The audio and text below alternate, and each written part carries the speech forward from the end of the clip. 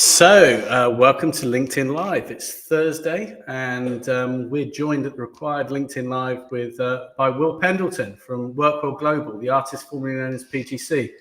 Welcome, Will.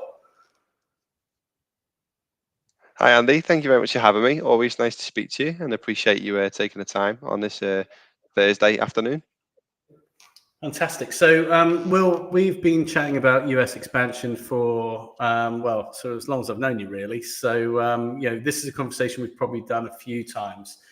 But when we were doing the prep, I think what we said was that there's still people who, probably don't know about the opportunities in the US or not sure about the opportunities or scared by the opportunities in the US. So just some of the basics. And because by the beauty of LinkedIn Live, we're actually able to take questions as well. So if there are basic, medium, or real expert questions, people should just feel free to ask them in the comments or just comment away in general. So, Will, tell us a little bit about your role and what it is you specialize in.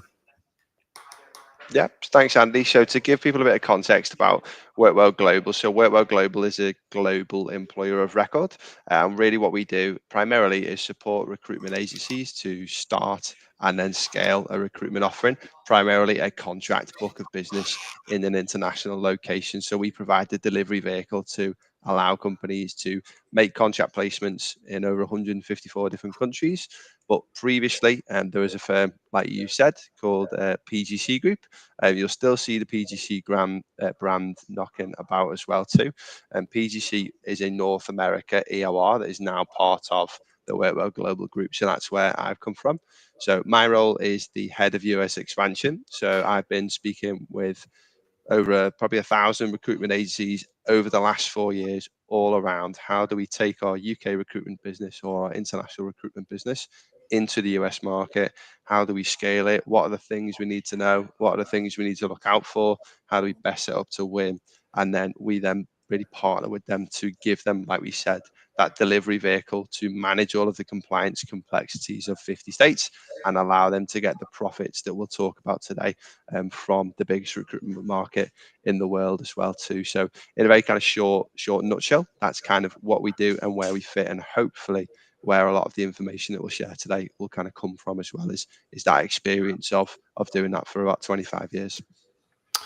Yeah, I mean, PGC is a company I've known for a number of years. I think when we were first setting up the Huxley Associates contract business back in the day, as it was, and then PGC were our partner for doing that and the expansion into the States, and it just made it very easy to do. What made quite a complex, scary thing quite easy to do. So I've known you guys a good few years. So, if you've never done contract in the States, what's the big difference? I'm a UK recruitment company.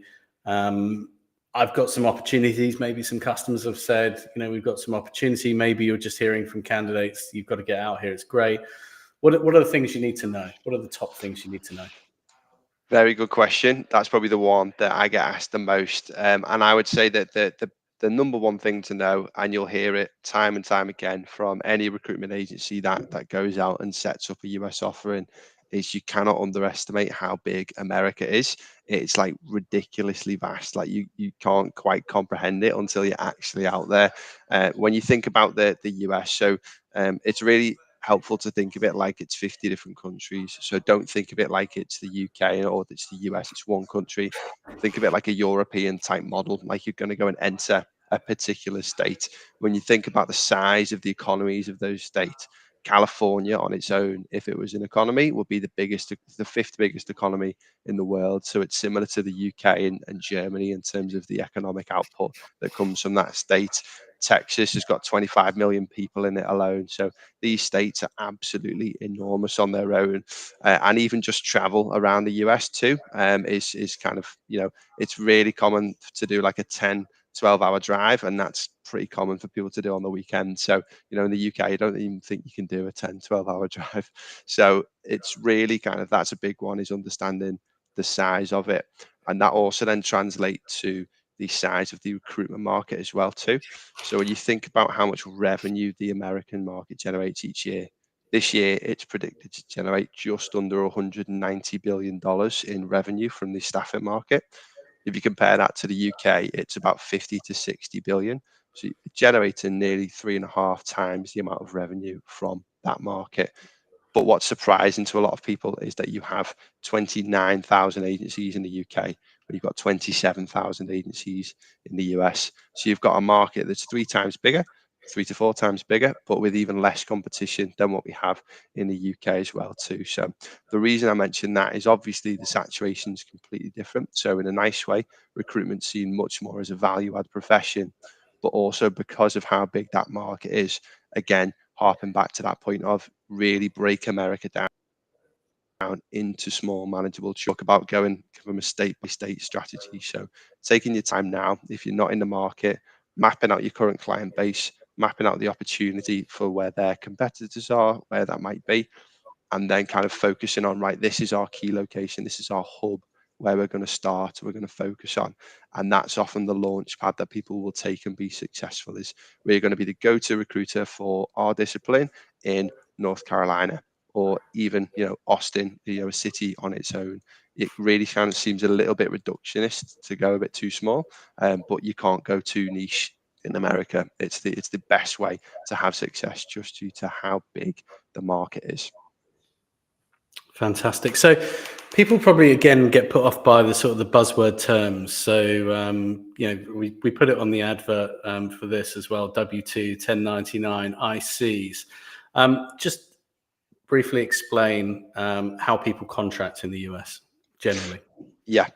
When you think about that 180, 190 billion dollars we've just spoken about 160 billion of that is made up of revenue from the contract base as well too. Now, not all of that is profit, obviously it's revenue, but when it comes to scaling, which obviously most firms are looking to do, potentially attracting some form of investment or buyer, that is revenue that's running through your books. So it's absolutely makes about 89% of the revenue of the US market comes from kind of contract revenue.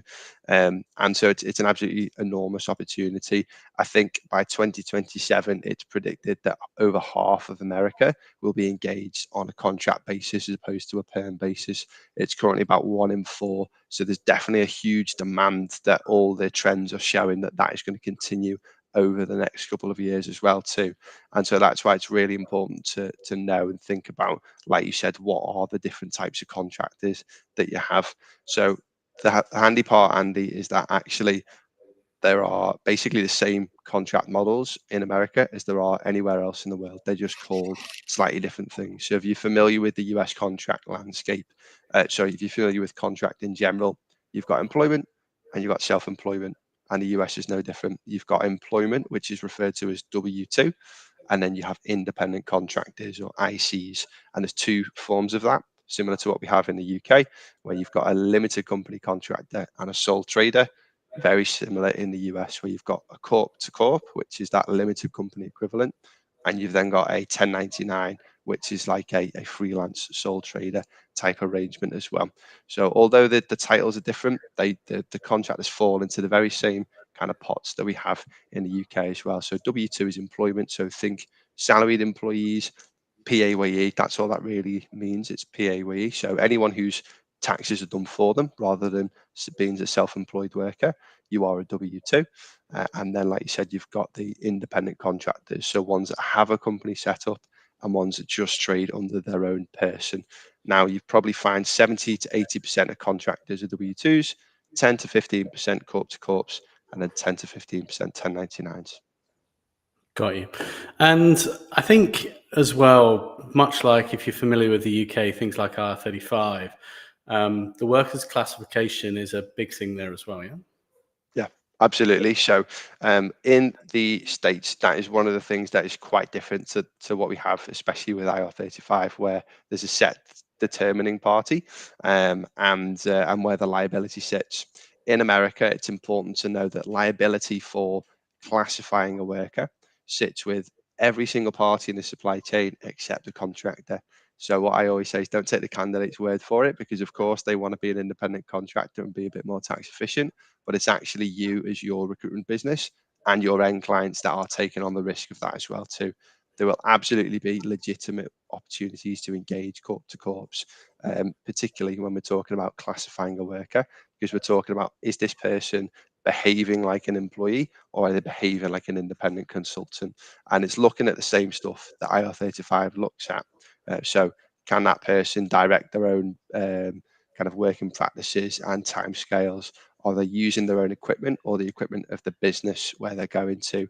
Are they expected to conform to normal policies that an employee would normally adhere to as well too? All those things that if you're in the contract recruitment world, you're familiar with thinking through when it comes to IR35. It's the same stuff in America. But one of the other nuances is that obviously every state has its own version or its own appetite around those worker classification laws as well. So you almost have 50 different IR35s, and it's based on where the candidate's located. So if you're working with remote talent or anywhere across the US, there's not a one size fits all approach. So my golden rule with corp to corps is there's absolutely nothing wrong with working with corp to corps. You just want to make sure you're doing it on your terms and you've got a robust assessment process. That's something we can support clients with as well too. So if anyone's got any questions, let me know afterwards. Happily talk through what that assessment process can look like for you. But that's the main thing, because like we said, there will be opportunities to work with corp to corps. Typically in your kind of your higher skilled niche level roles, and there are ways that you can protect your business when doing it as well too. Got you. So we've got a question from Stuart Higgins. What effect, if any, are Trump's America First policies having on whether USA-based companies are choosing to deal with foreign recruitment businesses? That is an excellent question, Stuart. And one of the ones that I would say that we typically see that come up with is especially if you're in an election year. So last year, if you are working with any kind of government department or anyone that's attached to government funding, for example, they can often think quite America first when it comes to those election cycles, because they don't want to be seen to be working with non-American vendors when it comes to them potentially having that used against them during the election process. So we often see that in the lead up to an election year, is that's where we see that be a little bit more. I would say that at the minute, the tariff policies have just kind of wreaked havoc on absolutely everything, and no one kind of knows what's happening or what's going to happen next. So it's definitely caused a lot of hesitancy in the market. I certainly wouldn't say there's been any adverse effect that I would say is a general rule, where we have seen kind of a lot of companies saying that they're not going to work with foreign recruiters, for example. If that was the case, that's often the case that's just the standpoint the business has maybe anyway. They might be a little bit more America focused. What we hear from a lot of our firms that we work with that primarily service the US from the UK is that a lot of clients have no problem with you doing that, as long as you show them you have a true American offering. So if you just lifted your UK business and then put the same approach to an American client, there's often a lot of cultural differences and clashes about how they like to do business. So you want to make sure that if you are working with American firms, to remove anything like that happening, Stuart, is you're reassuring them that yes, we're based in the UK, but we have absolutely got a full crafted US division. We have all the trimmings and trappings that go along with that as well, and we understand the way you like to do business as well too. And a lot of that is actually what at the end of the day will override that, because if you go back to that initial point, recruitment in America is not as kind of abundant as it is in the UK as well too. So if you have the talent, that will always win out, but there are certainly ways that you can remove any friction ahead of that as well too. Okay. Question from Jack Nye, recruitment consultant. Can US companies pay a UK bank account, or do they pay in dollars? I would say for the most part, Jack, they will always want to pay in USD, because it just makes things easier for them as well too. That obviously means that that's something that you need to think about in terms of, do you have a US dollars account? Do you manage your own FX? If not, how do you do that? Because the more payments you receive in USD, if you don't have a US dollars account, that's obviously going to impact your bottom line when you're just getting charged with whatever the exchange rate is as well too. So what I would say is a really helpful thing to get in place is just open up a US dollars account with your current UK bank. You don't need a US bank account yourselves. A lot of people are fine making international payments, but they want to do it to a US dollars account as well too. So that's one that we typically see. And yeah, like Andy said, it will always be USD as well. And obviously, Sam at CapEx will be able to help you out there as well. Yeah, they're next level. So if you go with a high street bank, they might set you up the account and you get paid into it, but when you bring it back, they're going to charge you 3 or 4 points. So go with the precious provider. The guys at CapEx will set you up an account with an ACH number, which is what you need, and then just move it backwards and forwards when you need to, and a really, really good rate. But yeah, in answer to your question, Jack, the other thing I think it says as well is going back to Will's point that if you're billing them from expecting dollar, billing dollars, paying dollars, receiving dollars, you just you're easier to deal with. If you're asking to be paid into UK bank accounts, you should be grateful that most companies in the US are actually paying by wire now, not by check, which is a very new thing as well. So absolutely. Paying foreign bank accounts could be a step too far. So. Definitely, I completely agree with that. And one of the good things is that Sam and the team will set you up with kind of like an international wire account, so it'll present to your clients often that it will be a US bank account as well too, and transact through that too. So it's really, really kind of a really smooth process. And then, like you said, just removes that friction, makes you really easy to deal with, and also protects your cash flow as well, most importantly too. What are the sectors that are doing well in the US at the moment, Will? What are you seeing? Where should you be putting your investment dollars if you're a PE firm looking to buy a recruitment company? Oh, don't put me on a spot with M&A questions. I would say that the ones where you're having a lot of growth that we're tending to see is obviously the AI space, and then anything that's kind of attached to that as well too. So one of the big things that I've seen, probably a bit of almost an intangible swing, that's a bit of a tangent to AI, is obviously you're getting the regular tech roles that are developing in that, but obviously the huge data centers that have to be built to actually underpin all of that happening as well too. So a lot of it, you'll see the phrase mission critical happening a lot. That's those huge data centers being built all the time. Some of them are the size of small cities that are getting created. Absolutely enormous. I think there's one.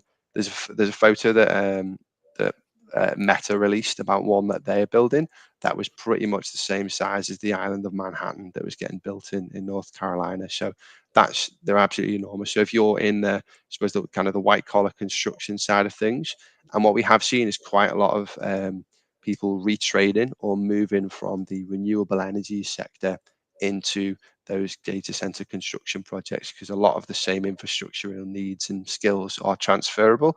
And obviously with the Trump administration, a lot of the funding that has traditionally been given to those renewable energy firms via the Biden administration has been redirected towards traditional legacy energy energy sources instead. And so a lot of people are kind of pivoting towards those that I suppose the new infrastructure projects, which are the data center ones too. So obviously the tech roles that go with all of that. So your AI, machine learning, cybersecurity, that's all kind of the new frontier of tech. And then also everything that, like we said, has to make sure that is actually working in the background too. I think the other big thing you're going to see, I appreciate sort of the renewables mix in the US is going to be different, but still, powering those big data centers, I think you're going to see, I think you're going to see a resurgence in nuclear to give very stable power to those data centers all through the day and night. And then the big thing I think that's coming marching down is water infrastructure as well. So these things make a lot of heat. They need cooling as well. So, and you can't just plug into these things into the standard water grid. So yeah, I think I don't know if you're starting to see any of that as well. Definitely on the nuclear side, what we've seen quite a lot of is obviously in the UK, there's quite a prominent nuclear energy sector, and there's a lot of very smart minds in the UK nuclear industry as well too. I have seen definitely a huge uptick in the last 6 months, so the start of this year, with a lot of the really senior people within those industries being procured over to do consultancy work, or even being moved over to the US to help put the infrastructure in place, or help actually with a lot of the design work for reactors and things to go along with that. So completely agree with you, Andy, there, that definitely is something that we're seeing play out with the data as well too. Adam, I will get to your question in a second, but the last just sort of close on this sort of what you're seeing and whatnot. Just to go back to the Trump point of view, I mean, very much seen as anti-immigration, are you seeing it more and more difficult for people to get visas, skilled visas, to come in, and therefore, more of a reliance on contractors and independent work, generally gig economy independent workers who are US nationals as well? So the US will always typically be very US focused and want to create American jobs. So they see it as anybody who's being brought in, you have to give a very good reason about why that person is being brought in to do a job that an American could do. So if you're a recruitment agency, you will always find it far easier to work with anybody who is a US national or a green card holder or somebody who has open right to work in the US as well. If you're a recruitment agency potentially looking to relocate some team members over to the US, there are visa options open to you as well.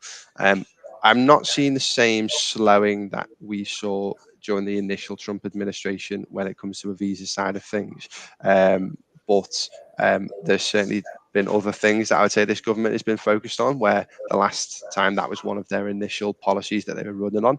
It's definitely one to think about and keep an eye on, because during the last kind of time that the Trump administration was in charge, they certainly did really tighten up the screws on immigration, and it was a lot harder to get team members over to the US. So the waiting lists were longer. It would take far longer to get an application through as well, to maybe over a year or so when your application's been put in. Traditionally, like in the last couple of years, you've been looking kind of 12 weeks or so, depending on how strong your application was too. So if you are thinking about opening a US office and relocating, for example, international UK based talent over there, it's definitely something you need to think about early and start maybe understanding what the process looks like, because you never know when those laws are going to kind of get tightened up again with this government, because that did happen last time. Can imagine. From Adam Ferguson, any drawbacks to using Bill.com for clients, except for their fees? You're gonna have to educate me on what Bill.com does. Unfortunately, Adam or Andy, that's not one that I'm necessarily aware of. I've used Bill.com to get paid, so I've not used it on the other side of things. So yeah, I think it's we've got a few customers have used Bill.com to pay us. So I think you sign up for it and pay it, and if it gives you benefit, then great. But yeah, Adam, the answer I think probably is we're not quite sure.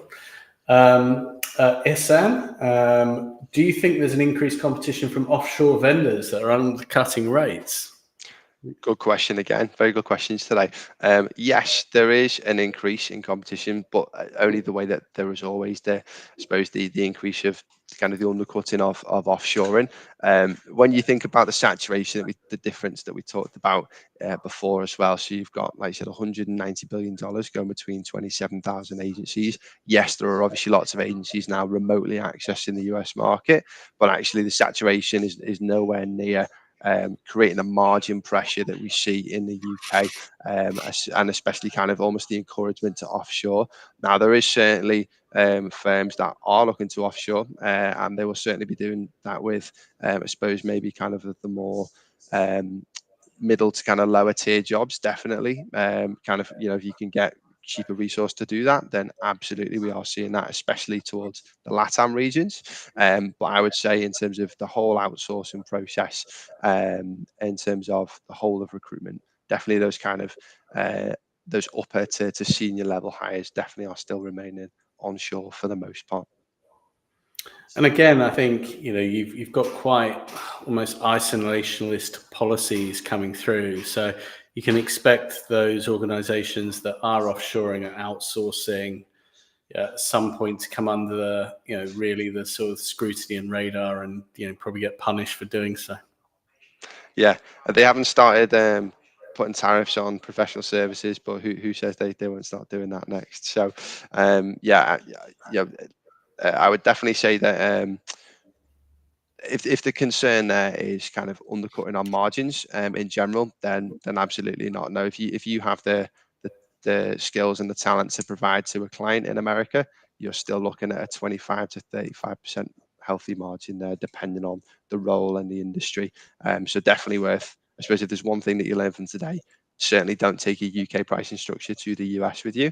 You're far more valuable in America from you just doing your normal job. I would say recruitment is no easier. It's still the same hard job, hard graft that it is, but actually the profit and I suppose the availability of profit for that is a lot more rewarding as well too. So making sure you're charging what you're worth to an American client, and often American clients are happy to pay that because they are. You can imagine if there's that many less contractors out there, sorry, not contractors, there's that many less recruitment agencies out there finding talent, it's even a much harder availability for those firms to find their own talent as well too. So they really do see recruitment as a true value add. I think the other thing as well is that I think people, you're absolutely right. Look at the US contracting, and obviously the fees for management companies are significantly higher. Then you've got on costs, workers' compensation, generally those fees. People look, but then overlook the fact that the wages are significantly higher and the margins you can make are significantly higher as well. So, although I think in the UK we've been quite used to low cost umbrella companies, people, the workers sort of absorbing all the tax, being happy with NHS. Very different over there. Yeah, definitely very, very different. So when you think about like a W2, and I suppose coming on to your question, Adam, about are there umbrella companies? So you don't have umbrella companies in the US. That's not something that's a kind of, that model doesn't exist. It's not actually compliant to charge somebody to receive your own pay. Instead, what you have is a model of what we do, which is employer of record, and that's similar to what Andy said. So that is where the candidate is not absorbing any of the employment burdens. So same thing as like a normal traditional PA where you salaried employee, those burdens are accounted for on top of the pay rate. But there are additional kind of benefits that are the standard in the US. So private medical insurance, people might want to offer 401k and dental and things like that. And all Do of you want that, to explain what 401k is? yes. So 401k is basically a retirement plan. So it's like a pension in the UK, but it's not a requirement, like a workplace pension is in the UK. So there are different benefits that are, I suppose, not required, but are maybe expectations when it comes to an American role, and understanding that, like you said, all of that goes into your charge rate that you give to your client. But that, because of that, it's more of a quality issue rather than your client wants to look after their own talent. They just maybe don't want to manage it themselves, and that's where they'll look to you to go, yes, perfect. I want W2 contractors. I want to be able to tell them where to be and when to do, what to do, and when to do it, etc. But I actually don't want to have to manage that across 34 different states where I need the talent. And then that's where an AOR would partner with a recruitment agency like yourself, Adam, to then give you that facility to make sure your candidates have access to things like healthcare and the 401k, dental and vision, etc., and their tax provisions for them as well too. It's just giving you that delivery vehicle in the background to go and do the hard work and make the placement, and then we kind of just allow you to make it happen in the background. As well as in the US, you also do Canada?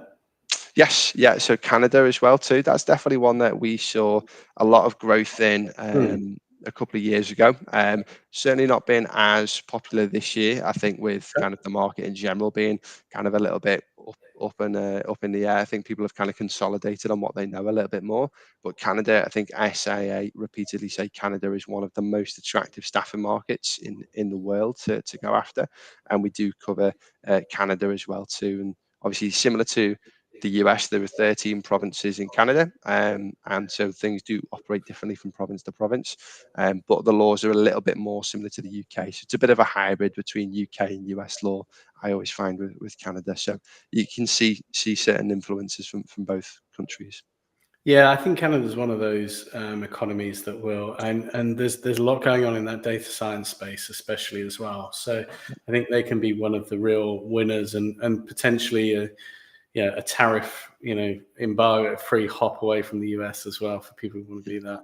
Yeah, and the cost of living's lower, taxes are lower, so often you can get 25% cheaper resource. So we talked about kind of offshoring. You can literally just offshore straight over the border in a lot of cases, and that is certainly something that, especially on the East Coast, so your New York companies are kind of looking to do that a little bit in Toronto as well too, and only imagine that to continue.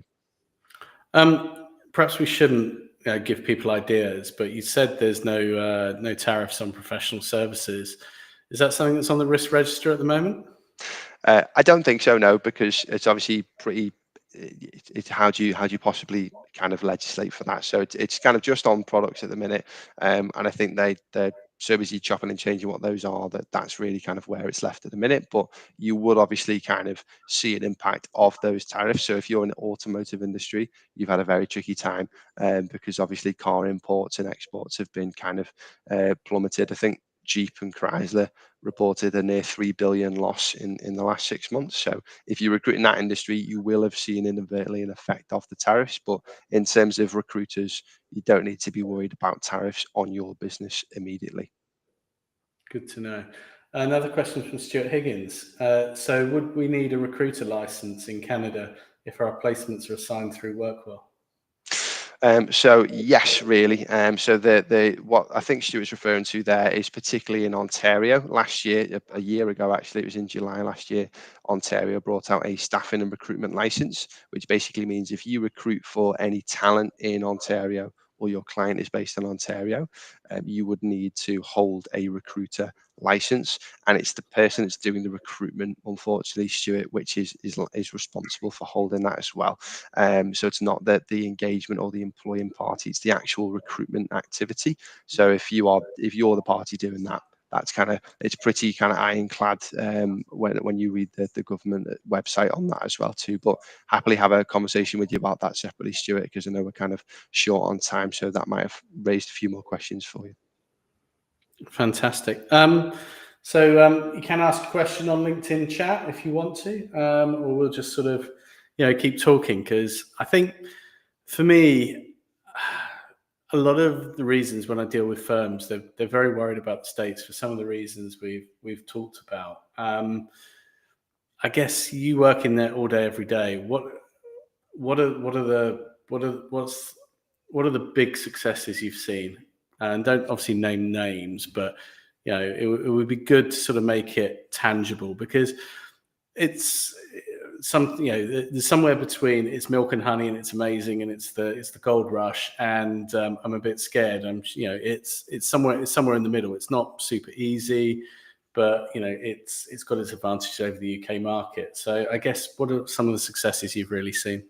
Yeah, definitely. I think some of the larger clients that we've kind of had the privilege of supporting, the thing I always love about the US is everybody starts from zero. So you might see a firm now that has multiple offices and hundreds of staff, but at one stage they started with absolutely no one working that market, and so everybody, if they are traditionally kind of a UK agency, has been through the journey that you're looking at as well too. And the amazing thing about the recruitment industry is it's very kind of collaborative. So definitely be relying on people within networks like Required to make sure that you have learned from people who've been in those shoes as well too.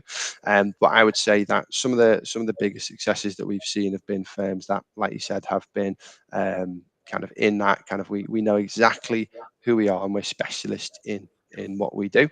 We know we are the go-to for our very small niche that we are kind of absolutely hyper focused on and hyper targeted on in the UK. That is the exact same thing that is going to make you successful in the US as well too. And then they are taking that approach into the States and becoming the go-to, because what you find is that a lot of traditional agencies in America are very, very large, kind of global kind of superpowers, and they are really just focused on absolutely blue chip, massive enterprise size client opportunities.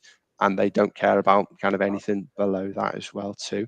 And then you have a lot of kind of small mom and pop shops that kind of are looking after the very kind of bottom end of the market. That SME side of the US, especially, SME in America is anything under 500 heads, which doesn't seem like a small business to me. But that's where we are seeing real success. So I would say ones that know exactly what they do, know exactly who they want to target, and understand the pain points of those, and then are using that as their BD pitch as well. As look what I've done with other firms that have been in your position in the past. Here's what I've done, and here's what I can do to replicate it for you. Is the fastest way to have success as well too. And in terms of kind of success stories, there are firms that we've worked with, and in the past kind of 5 years have gone on to open up.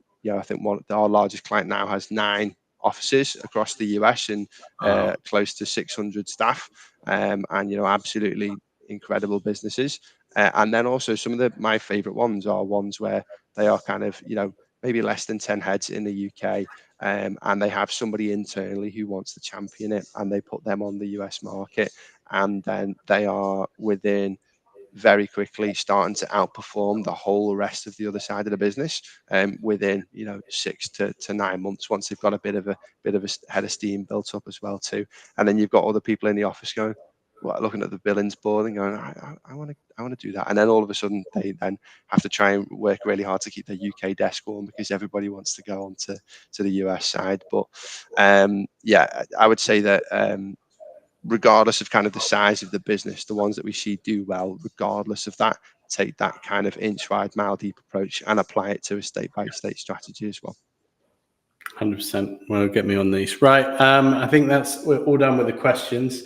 It's really good. I mean, look, some of the basics we've covered, and we've probably covered a few times, but still, if you've not heard it, you've not heard it. And, obviously for the technical stuff, Will, how can people get hold of you if they want to find out about what you can do and perhaps do a deeper, more specific dive for their company? Yeah, absolutely. If anybody would like to talk through either any questions that they've got around the US or Canada, then you can reach out to myself directly on LinkedIn, or you can go to the Workwell Global website and then book a time in via that. We're always available to have any conversations. We've actually got a US expansion clinic coming up next week as well too. So what I'll do is I'll share the link afterwards with Andy, so he can send that around to everybody.